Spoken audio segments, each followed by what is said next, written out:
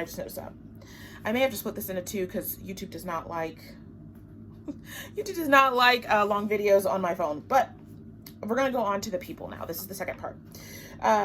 One of the things, this has been a gripe for a long time. So if you know anything about me, I've been a blogger for a very long time, since maybe 2012 and 2013. And one of the things I often heard even then was, I don't have time to read. I'm a busy mom. I'm a busy mom. I'm a busy mom. And as I got older and closer to that range, I realized there's like almost a pride in the society of being busy. I thought that was so odd that it's almost a pride to say, I don't have time to read. I don't have time for things that I love. It's like even people without children crave that and like want that excuse. I don't really know what that's about, but leave in the comments what you think that's about. But I do want to talk about some things, especially on the spiritual side. You know me, if you've watched my videos, I got to talk about the spiritual side of what is going on with people's lack of wanting to read and why everybody stopped reading and why they can't get themselves back into it.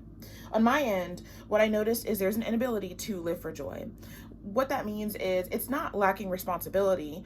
It's the ability to make decisions saying, what do I want to do in this very moment? And then the faith to leave the rest, right? Because leaving the rest is not actually leaving it. What actually happens is you do it, but you do it in a different energy at a different time, or you never had to do it in the first place. And then other things come and fill that spot. And so this ability to live for joy is like the ability to notice, I want to read and I just don't feel like I have time. And then when you get the urge to want to read, you read. Or when you get the urge to want to go to Goodwill, like I did, I didn't set out to find the book, but it was like, I want to go here. And then I found it and then I bought it. I was like, it's $4, but I'm going to buy it. And I'm sorry, there's a noise.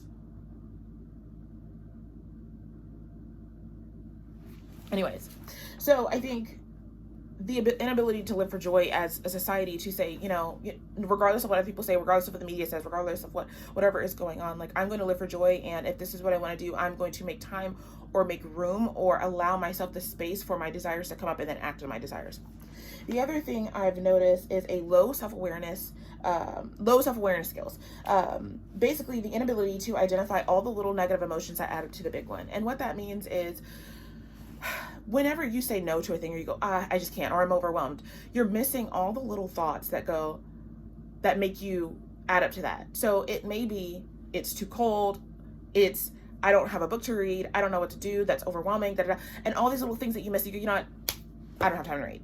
And what I noticed when I started going through my spiritual journey is when you start noticing all those little things, even with my social anxiety, it was like, I actually really wasn't that socially anxious. It was this fear, that annoyance that made me go, you know what, I'm just not going to do it at all. And when I started paying attention to that and addressing that one by one and making decisions from that space, I noticed that kind of went away, and I actually ended up having more time and more joy and doing more things that previously scared me a lot easier.